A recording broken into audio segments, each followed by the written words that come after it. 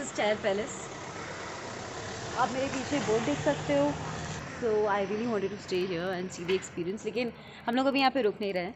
हम लोग यहाँ पे लंच के लिए आए हैं, रोमांटिक डेट।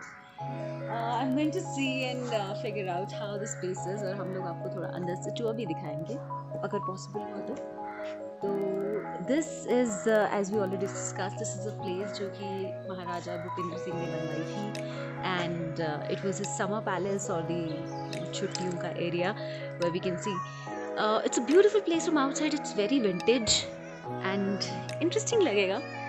देखते हैं अंदर कैसा लगता है। मेरे पीछे जो आप देख रहे हैं वो चैल पैलेस है। Chail city which is around 45 kilometres away from Shimla towards east. ये जो पैलेस है इसे शुरुआती दिनों में देखें तो महाराजा भूपेंद्र सिंह ने बनाया था। महाराजा भूपेंद्र सिंह पटियाला के, जिन्हें महाराजा पटियाला भी कहा गया।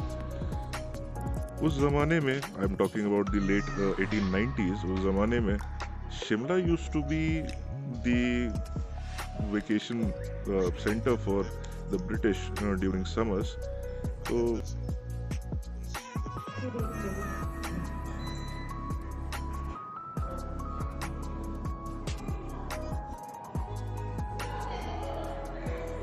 मेरे पीछे महाराजा Bhupendra Singh, that is his picture, and there I would see would be his wife. यहाँ पे you have the antique piano and it's so beautiful and I want to sit there.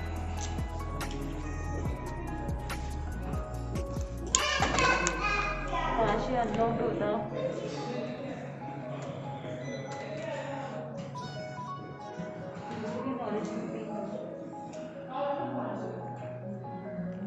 Shimla में ब्रिटिश का इन्फ्लक्स बहुत ज़्यादा था, उनकी डोमिनेंसी बहुत ज़्यादा थी। तो शुरुआती दिनों में ये जो एरिया था शिमला के आसपास का, चैल के आसपास का, this used to come under the Maharaja of Patiala.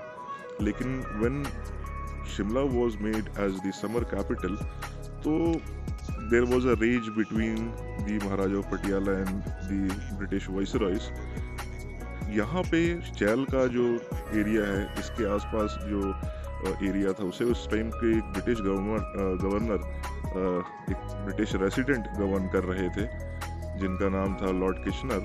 तो उनके साथ 1891 में देयर वाज अ रेज, जिसके बाद से महाराजा ऑफ पटियाला का जितना भी रीजन था, खास करके शिमला चैल वाला, वो उनसे छीन लिया गया था।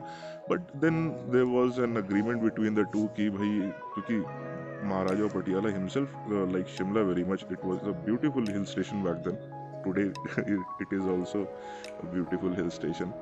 लेकिन फिर महाराजा पटियाला को एक तरह से कुछ ज़मीनें डोनेट की गई अलग से चैरिटी में कि भाई आप यहाँ नहीं तो यहाँ रह लीजिए।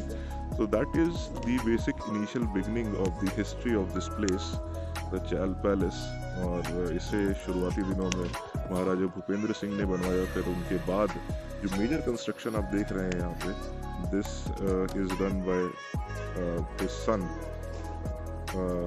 और उसके बाद फिर ये चीज़ generation to generation pass on होती रही।